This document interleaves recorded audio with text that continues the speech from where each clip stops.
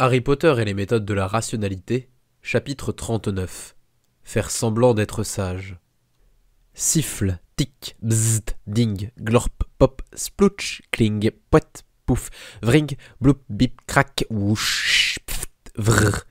Ce lundi, le professeur Flitwick avait sans mot dire passé un parchemin à Harry pendant le cours de sortilège et enchantement, et la note disait que Harry devait rendre visite au directeur quand cela lui conviendrait, mais en faisant en sorte que personne ne le remarque, en particulier Draco Malfoy et le professeur Quirrell.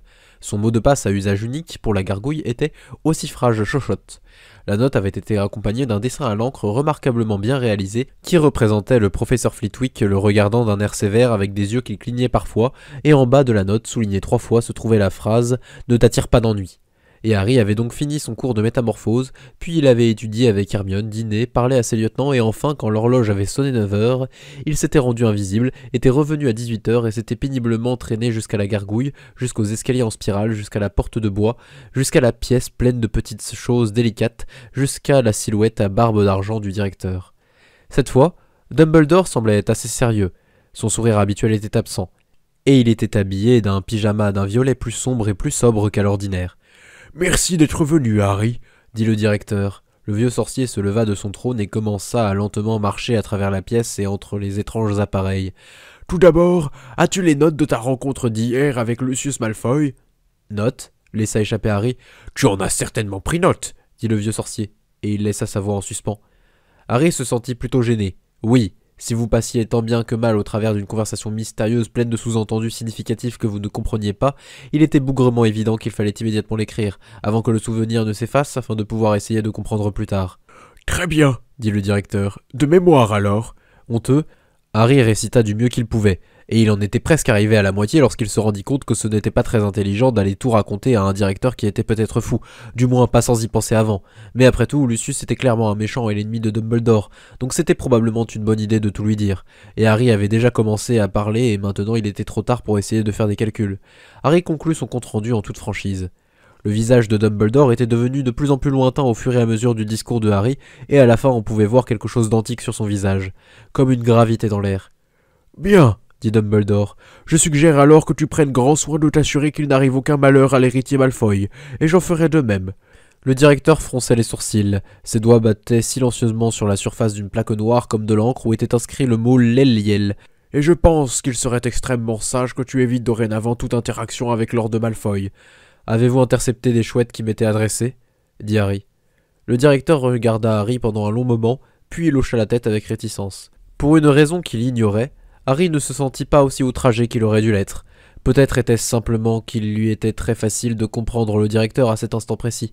Même Harry pouvait comprendre pourquoi Dumbledore ne voudrait pas le voir interagir avec Lucius Malfoy. Ça ne semblait pas être un acte mauvais. Contrairement à son chantage contre Zabini, pour lequel il n'avait que la parole de ce dernier et il était extraordinairement indigne de confiance, en fait, il était difficile de voir pourquoi Zabini ne se serait pas contenté de raconter l'histoire qui lui obtiendrait le plus de compassion de la part du professeur Quirrell. Et si, au lieu de protester, je disais que je comprends votre point de vue, dit Harry, et que vous continuiez à intercepter mes chouettes, mais que vous me disiez qu'il les envoie. J'ai peur d'avoir intercepté de nombreuses chouettes qui t'étaient destinées, dit Dumbledore d'un ton neutre. Tu es une célébrité, Harry, et si je ne les renvoyais pas, tu recevrais des dizaines de lettres par jour, venues parfois de pays lointains. Ceci, dit Harry, commençant maintenant à ressentir un peu d'indignation, semble aller un peu trop loin. Nombre de ces lettres, dit le vieux sorcier avec douceur, te demanderont des choses que tu ne peux pas donner. Je ne les ai pas lues. Bien sûr, seulement renvoyées à leur émetteur. Mais je le sais, car je les reçois moi aussi. Et Harry, tu es trop jeune pour avoir le cœur brisé 6 fois chaque matin avant le petit déjeuner. Harry regarda ses chaussures. Il aurait dû insister pour lire les lettres et juger par lui-même, mais il y avait une petite voix de bon sens à l'intérieur de lui, et elle était en train de hurler. « Merci, marmonna Harry. »« L'autre raison pour laquelle je t'ai demandé de venir, dit le vieux sorcier, est que je souhaite consulter ton talent génial et unique. »« La métamorphose ?» dit Harry, surpris et flatté. « Non, pas ce talent génial et unique, dit Dumbledore. Dis-moi, Harry, quel mal pourrais-tu accomplir si un détraqueur était autorisé à venir dans l'enceinte de Poudlard ?» Il fut révélé que le professeur Quirrell avait demandé, ou plutôt exigé, que ses élèves mettent à l'épreuve leur capacité contre un véritable détraqueur après avoir appris les mots et gestes du Patronus. « Le professeur Quirrell est lui-même incapable de créer un Patronus, dit Dumbledore, déambulant lentement entre les appareils, ce qui n'est jamais bon signe. Mais après tout, Il m'a volontairement révélé ce fait en me demandant que des professeurs extérieurs soient amenés pour enseigner le sortilège à chaque élève désireux de l'apprendre. Il a offert de payer les frais lui-même si jamais je le refusais. Cela m'a grandement impressionné, mais maintenant il insiste pour amener un détraqueur. Professeur, dit doucement Harry, le professeur Quirrell accorde une immense importance aux tests sous feu réel, dans des conditions de combat réalistes. Vouloir amener un véritable détraqueur correspond parfaitement à son personnage. Le directeur jetait maintenant un étrange regard à Harry. Correspond à son personnage ? Dit le vieux sorcier. Je veux dire, dit Harry, c'est parfaitement cohérent avec la façon dont il agit d'habitude. Harry laissa sa phrase en suspens. Pourquoi l'avait-il formulée ainsi? Le directeur hocha la tête. Alors tu as la même impression que moi, que c'est une excuse très raisonnable, c'est certain. Plus encore que tu ne t'en rends peut-être compte. Souvent, des sorciers incapables de créer un Patronus réussiront soudain en présence d'un vrai détraqueur, passant de rien, même pas une étincelle, à un Patronus totalement formé. Pourquoi? Personne ne le sait. Mais c'est ainsi. Harry fronça les sourcils.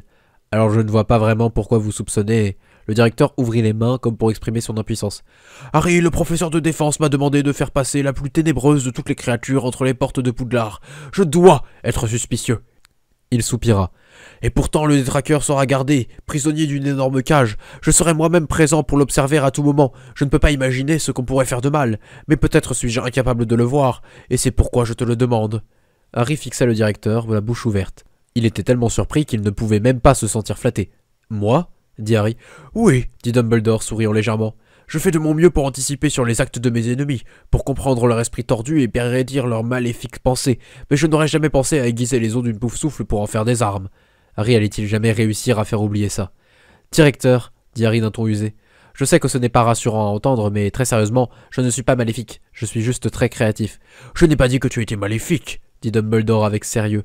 Il y a ceux qui disent que comprendre le mal est devenir le mal, mais ils font seulement semblant d'être sages. Ce qui est maléfique, c'est plutôt ceux qui n'aiment pas, ceux qui n'osent pas imaginer l'amour et qui ne pourra jamais comprendre l'amour sans cesser d'être maléfique.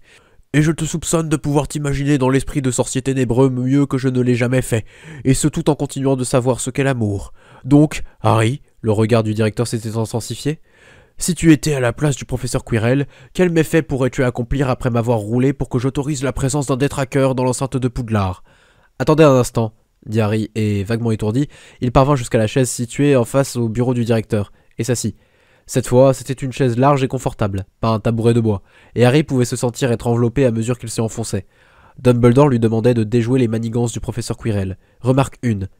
Harry préférait grandement le professeur Quirrell à Dumbledore. Remarque 2. L'hypothèse était que le professeur Quirrell projetait de faire quelque chose de mal, auquel cas Harry se devait d'aider le directeur à l'empêcher. Remarque 3. Professeur, dit Harry, si le professeur Quirrell se prépare en effet à faire quelque chose, je ne suis pas certain de pouvoir déjouer ses manigances. Il a beaucoup plus d'expérience que moi. Le vieux sorcier secoua la tête, parvenant à avoir un air solennel en dépit de son sourire. Tu te sous-estimes. C'était la première fois que quiconque avait dit cela à Harry.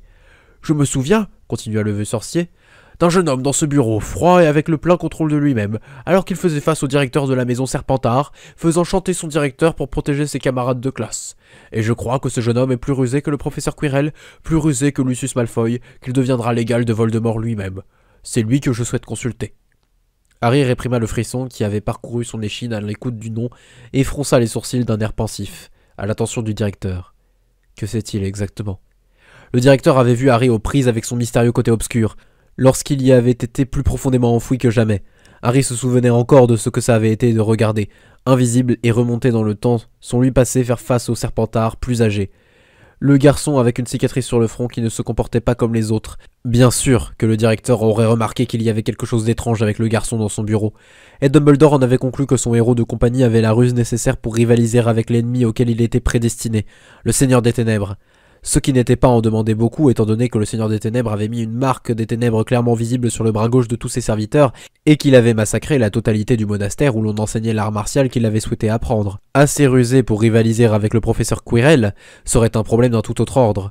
Mais il était aussi clair que le directeur ne serait pas satisfait avant que Harry ne soit devenu tout froid et tout sombre et qu'il ait trouvé une réponse qui ait l'air d'être la marque d'une impressionnante rouerie et qui ferait mieux de ne pas vraiment entraver le professeur Quirrell dans son projet d'enseigner la défense. Et bien sûr que Harry allait passer de son côté obscur et se pencher sur le sujet depuis cette perspective, juste par honnêteté et juste au cas où. « Dites-moi, dit Harry, tout ce qui concerne la façon dont le détraqueur doit être amené et comment il sera gardé. » Les sourcils de Dumbledore s'élevèrent l'espace d'un instant, puis le vieux sorcier commença à parler. Le détraqueur serait transporté dans l'enceinte de Poudlard par un trio d'aurores, tous les trois personnellement connus du directeur, et tous trois capables de créer un Patronus corporel. Ils rencontreraient Dumbledore à la limite des murs de Poudlard, et ce dernier les franchirait en sens inverse avec le détraqueur. Harry demanda si le laissez-passer était permanent ou temporaire, si quelqu'un pourrait simplement amener le même détraqueur le lendemain.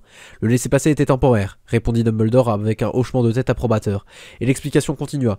Le détraqueur serait dans une cage au barreau fait de titane, pas de métamorphosé mais réellement forgé. Avec assez de temps, la présence du détraqueur corroderait le métal jusqu'à ce qu'il ne reste que de la poussière, mais cela prendrait plus d'une journée. Les élèves attendant leur tour resteraient à bonne distance du détraqueur, derrière deux Patronus corporels maintenus à chaque moment par deux des trois aurores. Dumbledore attendrait à côté de la cage du détraqueur avec son Patronus. Un élève seul s'approcherait du détraqueur. Dumbledore dissiperait alors son Patronus, et l'élève tenterait de créer son propre Patronus. S'il échouait, Dumbledore restaurerait alors son Patronus avant que l'élève n'ait pu subir de dommages permanents. Le professeur Flitwick, ancien champion de duel, serait lui aussi présent lorsque les élèves s'approcheraient, juste pour ajouter une marge de sécurité. Pourquoi serez-vous le seul à attendre à côté du détraqueur ? Dit Harry. Je veux dire, cela ne devrait-il pas être vous, accompagné d'un aurore ? Le directeur secoua sa tête. Il ne pourrait pas supporter l'exposition répétée au détraqueur à chaque fois que je dissiperais mon Patronus. Et si le Patronus de Dumbledore échouait pour une raison ou une autre, alors qu'un des élèves était proche du détraqueur, le troisième aurore créerait un autre Patronus corporel et l'enverrait voler à la défense de l'élève. Harry fouilla et farfouilla, mais il ne put voir aucun défaut dans la sécurité. Alors il prit une profonde inspiration, s'enfonça davantage dans la chaise, ferma les yeux et se souvint. Et ce sera 5 points ? Non, disons 10 points retirés à Serre d'Aigle pour impertinence. Le froid vint plus lentement cette fois, avec plus de réticence. Harry n'avait pas beaucoup fait appel à son côté obscur ces derniers temps. Il dut se passer l'intégralité du cours des potions dans son esprit avant que son sang ne se pétrifie en quelque chose approchant une clarté cristalline et mortelle. Et il pensa alors au détraqueur. Et ce fut évident. Le détraqueur est une distraction, dit Harry. La froideur était claire dans sa voix, puisque c'était ce que Dumbledore voulait et ce à quoi il s'attendait. Une menace remarquable, immense, mais en fin de compte directe et simple à contrer. Alors, tandis que toute votre attention sera concentrée sur le détraqueur, le véritable plan se déroulera ailleurs. Dumbledore fixa Harry un moment, puis il hocha lentement la tête. « Oui, dit le directeur, et je crois savoir de quoi cela pourrait essayer de me distraire, si le professeur Quirrell a de mauvaises intentions. Merci, Harry. » Le directeur fixait encore Harry, un regard étrange dans ses yeux anciens. « Quoi ?» dit Harry avec une nuance d'exaspération, le froid toujours dans son sang. « J'ai une autre question pour ce jeune homme, dit le directeur. C'est quelque chose que je me suis longtemps demandé et que j'ai pourtant été incapable de comprendre. Pourquoi ? Il y avait une nuance de douleur dans sa voix. Pourquoi quiconque deviendrait-il un monstre de façon délibérée ? Pourquoi faire le mal pour faire le mal ? Pourquoi Voldemort ? Siffle, tic, bzzt, ding, glorp, pop. Harry regarda le directeur avec surprise. Comment le saurais-je ? Dit Harry. Suis-je censé magiquement comprendre le Seigneur des Ténèbres parce que je suis le héros ou quelque chose comme ça ? Oui, dit Dumbledore. Mon grand ennemi était Grindelwald, et lui je le comprenais parfaitement. Il était mon miroir obscur. L'homme que j'aurais si facilement pu être, aurais-je cédé à la tentation de croire que j'étais quelqu'un de bien et que j'avais par conséquent toujours raison, pour le plus grand bien. C'était son slogan, et lui-même le croyait vraiment, même après avoir traversé l'Europe en la déchirant tel un animal blessé. Et lui, j'ai fini par le vaincre. Mais après lui vint Voldemort, destiné à détruire tout ce que j'avais protégé en Angleterre. La douleur était maintenant claire dans la voix de Dumbledore, révélée sur son visage. Il a commis des actes bien pires que les pires de Grindelwald, l'horreur pour l'horreur. J'ai tout sacrifié seulement pour le retenir, et je ne comprends toujours pas pourquoi. Pourquoi, Harry ? Pourquoi l'a-t-il fait ? Il n'était jamais destiné à être mon ennemi, mais le tien. Alors si tu as la moindre idée, s'il te plaît, dis-le-moi. Pourquoi ?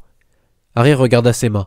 La vérité, c'était que Harry ne s'était pas encore documenté sur le Seigneur des Ténèbres, et pour le moment il n'avait pas la moindre idée. Et étrangement, cela ne semblait pas être ce que le directeur voulait entendre. Trop de rituels obscurs peut-être ? Au début il pensait qu'il en ferait un seul, mais il a sacrifié une partie de son bon côté, et cela l'a rendu moins réticent à pratiquer d'autres rituels obscurs. Alors il en a fait encore et encore dans un cycle de rétroaction positive jusqu'à ce qu'il se retrouve être un monstre effroyablement puissant. Non ! La voix du directeur était maintenant angoissée. Je ne peux pas croire à cela, Harry. Il doit y avoir plus que ça. Pourquoi devrait-il y avoir autre chose ? Songea-t-il, mais il ne le dit pas. Car il était clair que le directeur pensait que l'univers était une histoire, qu'il avait une intrigue et que d'immenses tragédies n'avaient pas le droit d'avoir lieu en l'absence de raisons également immenses et significatives. Je suis désolé, professeur. Le Seigneur des Ténèbres n'a pas tellement l'air d'être mon miroir obscur. Il n'y a rien dans l'idée de clouer les peaux de la famille de Jeremy Weeble au mur d'une rédaction que je trouve le moins du monde attrayante. N'as-tu aucune sagesse à partager ? Dit Dumbledore. Sa voix était plaidante, presque suppliante. Le mal se produit, pensa Harry. Cela ne veut rien dire et ne nous enseigne rien, à part ne pas être mauvais. Le Seigneur des Ténèbres n'était probablement qu'un bâtard égoïste qui se fichait de savoir qui souffrait, ou un idiot qui a fait des erreurs bêtement évitables et qui ont fait un effet boule de neige. Il n'y a pas de destin derrière les malheurs du monde. Si Hitler avait eu le droit d'aller en école d'architecture comme il l'avait voulu, toute l'histoire de l'Europe aurait été différente. Si nous vivions dans le genre d'univers où les choses horribles n'avaient le droit de se produire que pour de bonnes raisons, elles ne se produiraient tout simplement pas. Et évidemment, rien de cela ne constituait ce que le directeur voulait entendre. Le vieux sorcier regardait encore Harry, au-dessus d'une petite chose délicate qui ressemblait à une volute de fumée grise, un désespoir douloureux dans les yeux anciens qui semblaient attendre quelque chose. Eh bien, avoir l'air sage n'était pas difficile. C'était beaucoup plus facile que d'être intelligent, à vrai dire, puisque vous n'aviez pas à dire quoi que ce soit de surprenant ni à trouver de nouvelles idées perspicaces. Vous laissiez juste le logiciel de reconnaissance de forme de votre cerveau compléter le cliché en utilisant n'importe quelle sagesse profonde enregistrée auparavant. Directeur, dit Harry d'un ton solennel, je préférerais ne pas me définir par rapport à mes ennemis. Bizarrement, au milieu de tous ces roulements et ces déclics, il y eut une sorte de silence. Ça avait sonné un peu plus profondément sage que Harry ne l'avait voulu. Peut-être es-tu très sage, Harry, dit lentement le directeur. J'aurais en effet souhaité avoir pu être défini par mes amis. La douleur dans sa voix était devenue plus profonde. L'esprit de Harry chercha frénétiquement quelque autre sagesse profonde à dire qui adoucirait la force inattendue de ce coup. Ou peut-être, dit Harry plus doucement, est-ce l'ennemi qui fait le Gryffondor, comme c'est l'ami qui fait le Poufsouffle et l'ambition qui fait le Serpentard. Je sais que c'est toujours, à chaque génération, le puzzle qui fait le scientifique. C'est un terrible destin auquel tu condamnes ma maison, Harry, dit le directeur. La douleur était encore présente dans sa voix, car maintenant que tu le mentionnes, je pense que j'ai en grande partie été fait par mes ennemis. Harry regarda ses propres mains, posées sur ses genoux. Peut-être qu'il devrait juste se taire, tant qu'il était en tête de course. Mais tu as répondu à ma question, dit Dumbledore plus doucement, comme à lui-même. J'aurais dû me rendre compte que la clé viendrait de Serpentard, pour son ambition, tout pour son ambition, et cela je le sais, mais je ne sais pas pourquoi. Pendant un moment, Dumbledore regarda dans le vide, puis il se raidit et ses yeux semblèrent de nouveau mettre au point sur Harry. « Et toi, Harry ?» dit le directeur. « Tu te dis un scientifique ?» Sa voix était entrelacée de surprise et d'une légère désapprobation. « Vous n'aimez pas la science ?» dit Harry d'un ton un peu usé. Il avait espéré que Dumbledore ait plus d'affection pour les choses moldues. « Je suppose que c'est utile pour ceux qui n'ont pas de baguette, » dit Dumbledore en fronçant les sourcils. « Mais me semble bien étrange de se définir par cela. La science est-elle aussi importante que l'amour, que la gentillesse, que l'amitié? Est-ce la science qui te donne ton affection pour Minerva McGonagall? Est-ce la science qui fait que tu te soucies de Hermione Granger? Est-ce vers la science que tu te tournes lorsque tu essaies de faire naître la chaleur dans le cœur de Draco Malfoy? » Vous savez ce qui est triste, c'est que vous pensez probablement avoir à l'instant proféré une sorte d'argument final incroyablement sage. Maintenant, comment formuler la réplique de façon à ce qu'elle sonne elle aussi comme quelque chose d'incroyablement sage? Vous n'êtes pas serre d'aigle, dit Harry avec une calme dignité. Et il ne vous est donc peut-être pas venu à l'esprit que respecter la vérité et la rechercher chaque jour de sa vie peut aussi constituer un acte de grâce. Les sourcils du directeur s'élevèrent, puis il soupira. « Comment es-tu devenu si sage, si jeune ?» Le vieux sorcier semblait triste prononçant ces mots. « Peut-être cela aura-t-il de la valeur pour toi. » Seulement pour impressionner les vieux sorciers qui sont déjà trop impressionnés par eux-mêmes, pensa Harry. Il était, à vrai dire, un peu déçu par la crédulité de Dumbledore. Ce n'était pas que Harry avait menti, mais Dumbledore semblait bien trop impressionné par la capacité de Harry à formuler les choses pour qu'elles aient l'air profondes, au lieu de les dire dans un français simple, comme Richard Feynman l'avait fait avec sa sagesse. « L'amour est plus important que la sagesse, » dit Harry, juste pour tester les limites de la tolérance de Dumbledore pour les clichés aveuglément évidents complétés par simple reconnaissance de forme sans aucune forme d'analyse détaillée. Le directeur hocha gravement la tête et dit « En effet. » Harry se leva de sa chaise et étira ses bras. « Eh bien, il vaut mieux que je me dépêche d'aller aimer quelque chose alors, cela va sûrement m'aider à vaincre le Seigneur des Ténèbres. Et la prochaine fois que vous me demanderez un conseil, je vous donnerai juste un câlin. »« Tu m'as grandement aidé aujourd'hui, Harry, » dit le directeur. « Il y a donc une dernière chose que je voudrais demander à ce jeune homme. »« Génial. »« Dis-moi, Harry, » dit le directeur. Et maintenant, sa voix semblait simplement perplexe, bien qu'il y ait toujours un soupçon de douleur dans ses yeux. « Pourquoi les mages noirs ont-ils tant peur de la mort ?»« dit Harry. « Désolé, mais sur ce coup, je suis avec les mages noirs. » Ouch, chich, ding, clop, plop, bing. « Quoi ?» dit Dumbledore. « La mort est quelque chose de mauvais, » dit Harry, rejetant la sagesse au bénéfice d'une communication claire. « Très mauvais, extrêmement mauvais. Avoir peur de la mort, c'est comme d'avoir peur d'un grand monstre avec des crocs empoisonnés. C'est censé, et en réalité, n'indique pas qu'on a un problème psychologique. » Le directeur le regardait comme s'il venait de se transformer en chat. « D'accord, » dit Harry. « Laissez-moi le formuler ainsi. Souhaitez-vous mourir? Parce que si oui, il y a ce truc moldu appelé SOS suicide. »« Lorsque le temps sera venu, » dit le vieux mage avec douceur. « Pas avant. Je ne chercherai jamais à en accélérer la venue, pas plus que je ne la refuserai lorsqu'elle sera là. » Harry fronçait gravement les sourcils. « On ne dirait pas que vous avez une très grande volonté de vivre, directeur. »« Harry, La voix du vieux sorcier commençait à laisser entendre une légère impuissance. Et il avait déambulé jusqu'à un endroit où sa barbe avait subrepticement glissé dans le bocal cristallin d'un poisson rouge, et elle adoptait lentement une teinte verdâtre qui remontait le long des poils. Je pense ne pas m'être bien fait comprendre. Les mages noirs ne sont pas empressés de vivre.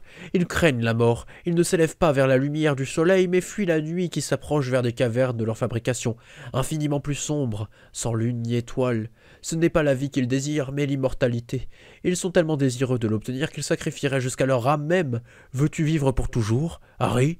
Oui, et vous aussi, dit Harry. Je veux vivre un jour de plus. Demain, je voudrais encore vivre un jour de plus. Par conséquent, je veux vivre pour toujours. Preuve par induction sur les antipositifs. Si vous ne voulez pas mourir, cela veut dire que vous voulez vivre pour toujours. Si vous ne voulez pas vivre pour toujours, cela veut dire que vous voulez mourir. Vous devez faire l'un ou l'autre. Je ne me fais pas comprendre, n'est-ce pas? Les deux cultures s'observèrent d'un bord à l'autre d'un vaste espace d'incommensurabilité. J'ai vécu 110 ans, dit le vieux sorcier avec douceur, sortant sa barbe du bol et la secouant pour faire partir la couleur. Et j'ai vu et fait un grand nombre de choses que pour la plupart je souhaiterais n'avoir jamais vues ni faites. Et pourtant, je ne regrette pas d'être en vie, car regarder mes étudiants grandir est une joie qui n'a pas commencé à m'être pesante. Mais je ne souhaite pas vivre assez pour que cela le devienne. Que ferais-tu avec l'éternité, Harry?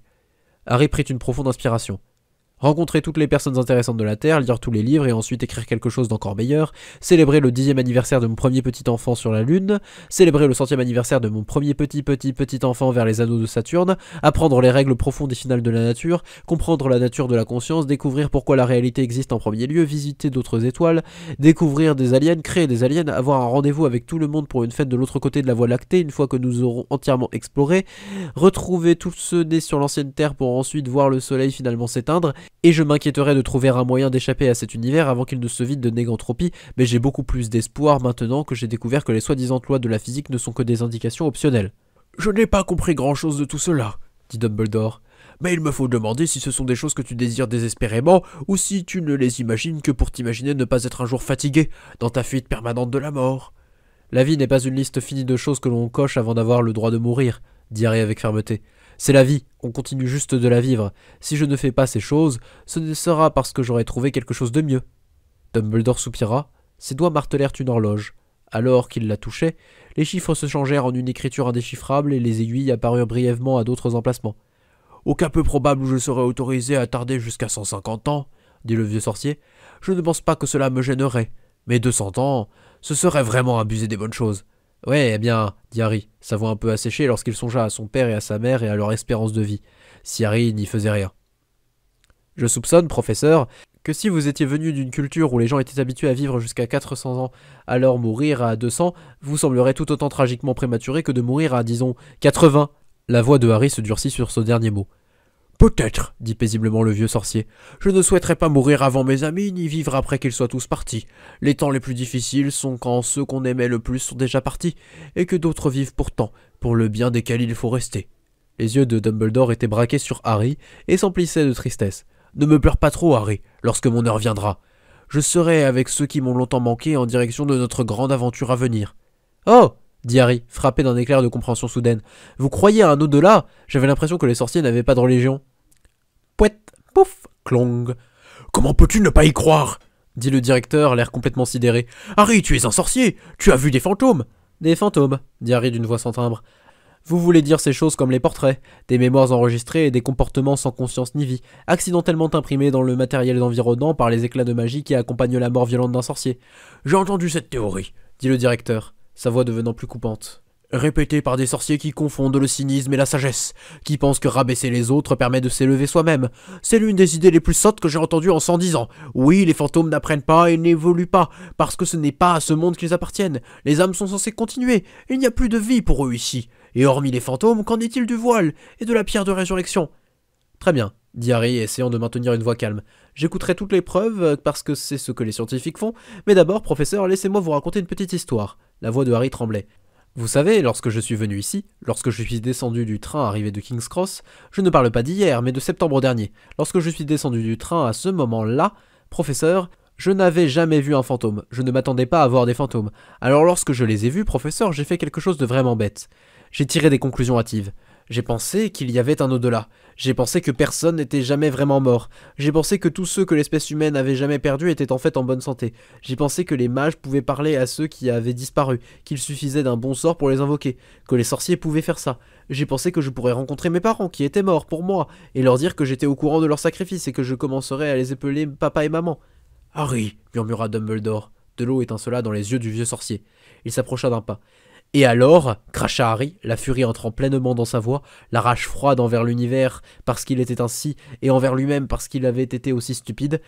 J'ai demandé à Hermione et elle m'a dit qu'il n'était que des images rémanentes, brûlées dans la pierre du château par la mort d'un sorcier, comme les silhouettes laissées sur les murs de Hiroshima. Et j'aurais dû le savoir sans même demander. Je n'aurais même pas dû y croire pendant 30 secondes, parce que si les gens avaient une âme, alors les choses comme les lésions cérébrales n'existeraient pas. Si votre âme pouvait continuer de parler après que votre cerveau ait disparu, comment une lésion à l'hémisphère gauche pourrait-elle vous enlever votre capacité à parler?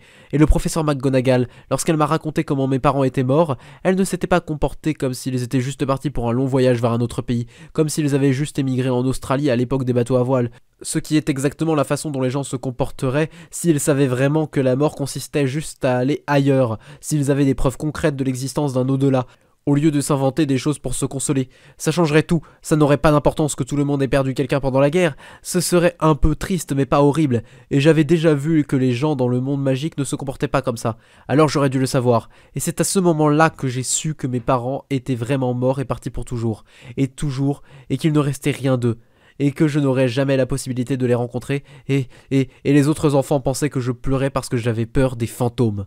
Le visage du vieux sorcier était horrifié, il ouvrit la bouche pour parler. Alors dites-moi, professeur, dites-moi quelles sont les preuves, mais ne vous avisez pas d'exagérer d'un iota, parce que si vous me donnez de faux espoirs à nouveau, et que je découvre plus tard que vous avez menti, et que vous avez déformé un tout petit peu la réalité, je ne vous pardonnerai jamais. Qu'est-ce que le voile? Harry éleva sa main, et essuya ses joues, alors que les objets de verre du bureau cessaient de vibrer sous l'effet de son dernier cri. Le voile, dit le vieux sorcier d'une voix qui ne tremblait que légèrement, est une grande arcade de pierre, gardée au département des mystères, un passage vers le monde des morts. Et comment quiconque sait-il cela? Dit Harry. Ne me dites pas ce que vous croyez, dites-moi ce que vous avez vu. La manifestation physique de la barrière entre les mondes était une grande arcade de pierre, vieille et haute et se finissant en une pointe avec un voile noir en lambeaux, semblable à la surface d'une étendue d'eau étirée entre les pierres, en permanence parcourue d'ondulations par le passage à sens unique des âmes. Si vous vous teniez face au voile, vous pouviez entendre les voix des morts qui appelaient, appelant toujours de souffle à la limite de la compréhension, devenant plus puissantes et plus nombreux si vous restiez, et essayiez d'entendre ce qu'ils essayaient de communiquer. Et si vous écoutiez trop longtemps, vous iriez les rencontrer, et au moment où vous toucheriez le voile, vous seriez absorbé à l'intérieur et plus personne n'entendrait plus jamais parler de vous. Ça n'a même pas l'air d'être une fumisterie intéressante, dit Harry, sa voix plus calme maintenant qu'il n'y avait plus rien qui puisse le faire espérer ou l'énerver d'avoir eu ses espoirs brisés. Quelqu'un a construit une arcade de pierre, a fait une petite surface noire ondulante au milieu qui jette un sortilège de disparition sur tous ceux qui la touchent, et l'a ensorcelé pour murmurer aux gens et pour les hypnotiser.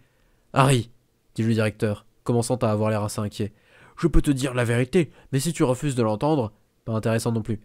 Qu'est-ce que la pierre de résurrection? Je ne te le dirai pas, dit lentement le directeur, si je ne craignais pas ce que cette incroyance pourrait te faire faire. Alors écoute, Harry, s'il te plaît, écoute. La pierre de résurrection était l'une des 3 légendaires reliques de la mort, comme la cape de Harry. La pierre de résurrection pouvait faire revenir les âmes d'entre les morts, les ramener dans le monde des vivants, mais pas tels qu'ils étaient. Cadmus Peverell avait utilisé la pierre pour rappeler sa bien-aimée d'entre les morts, mais son cœur était resté parmi eux, et pas dans le monde des vivants, et cela avait fini par le rendre fou.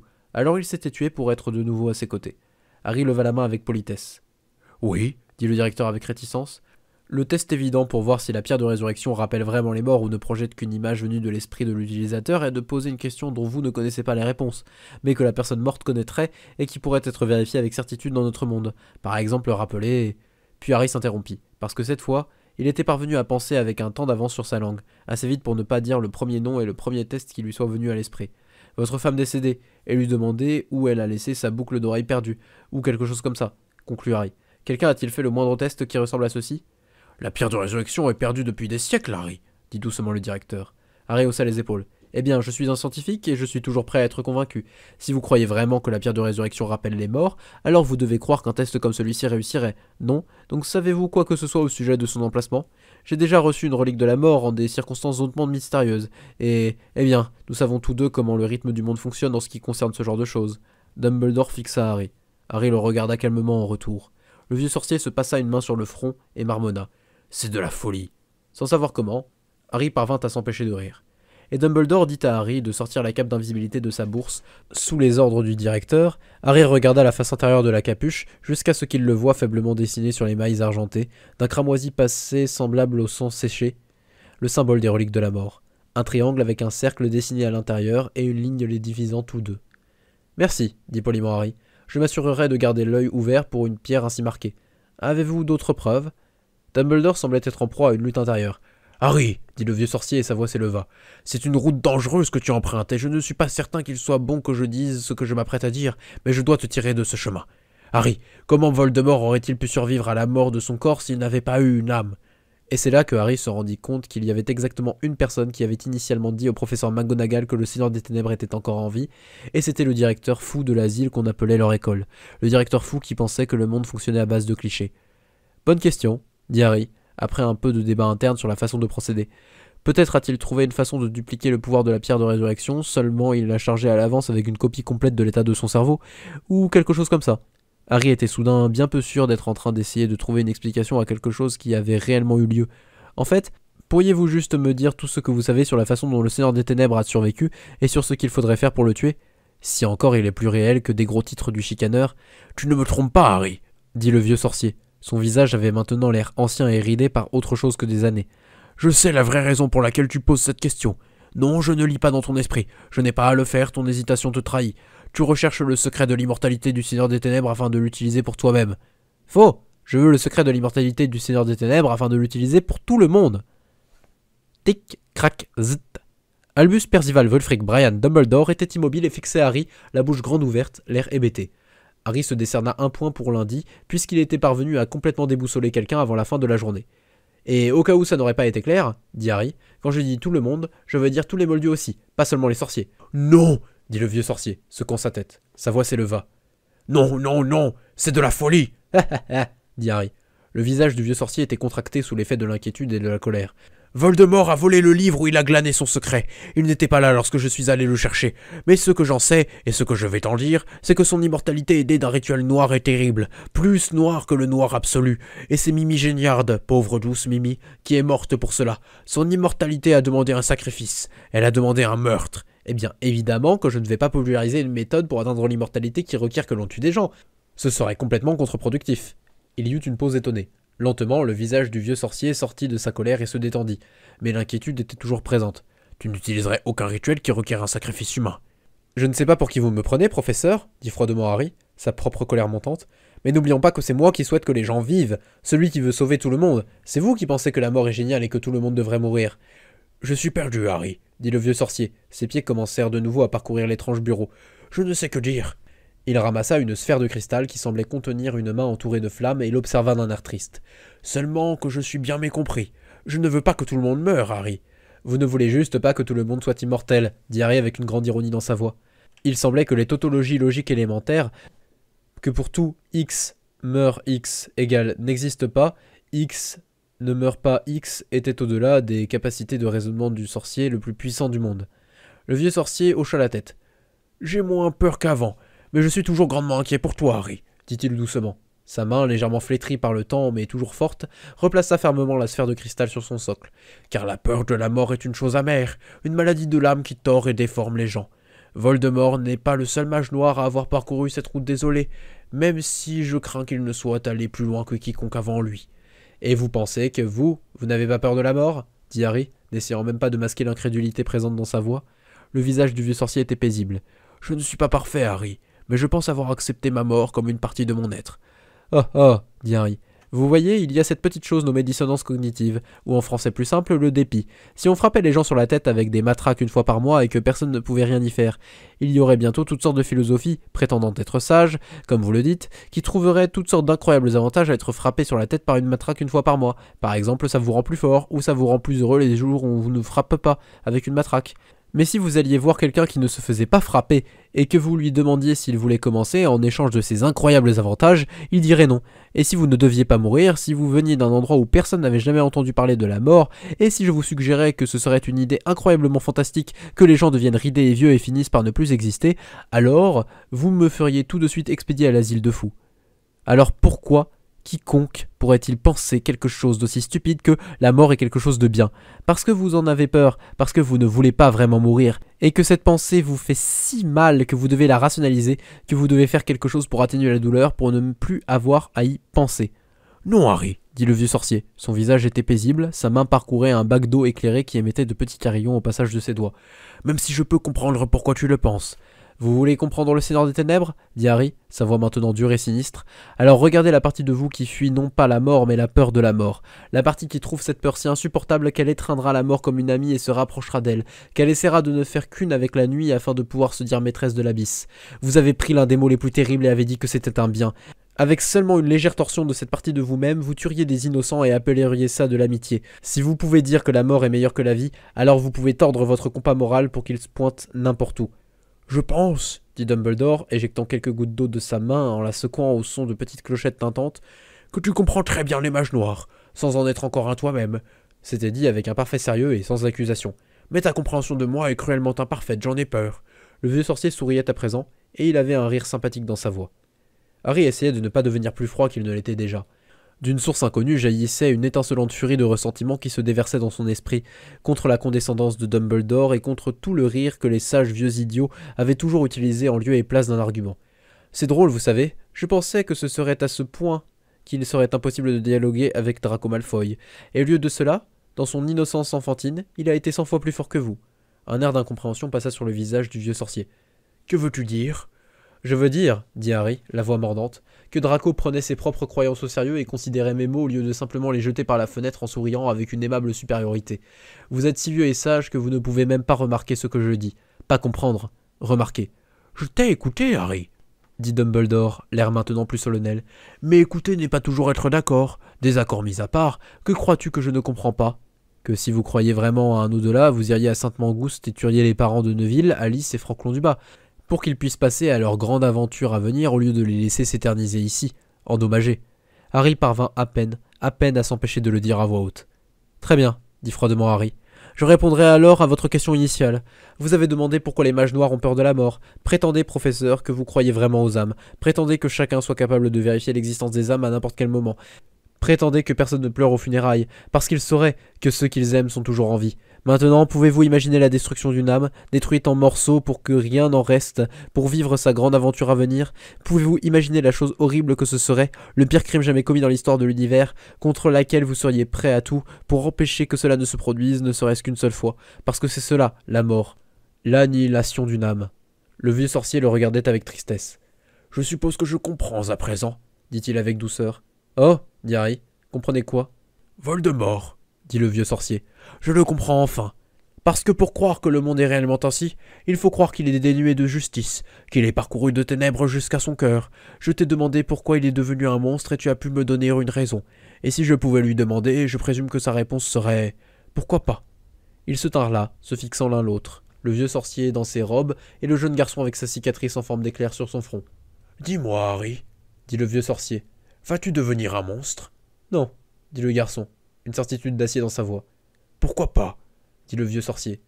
Le jeune garçon se redressa, son menton fièrement levé, et il dit « Il n'y a pas de justice dans les lois de la nature, professeur, pas de terme pour l'équité dans les équations du mouvement, mais l'univers n'est ni mauvais ni bon. Il ne s'en soucie tout simplement pas. Les étoiles ne s'en soucient pas, ni le soleil, ni le ciel, mais ils n'ont pas à le faire, nous nous en soucions. Il y a de la lumière dans le monde, et c'est nous. »« Je me demande ce qu'il adviendra de toi, Harry, dit le vieux sorcier. Sa voix était douce, mêlée d'un étrange émerveillement et d'un étrange regret.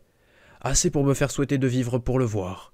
Avec une lourde ironie, le garçon inclina la tête devant lui et s'enfuit, et la porte de chêne se referma brutalement derrière lui d'un bruit sourd.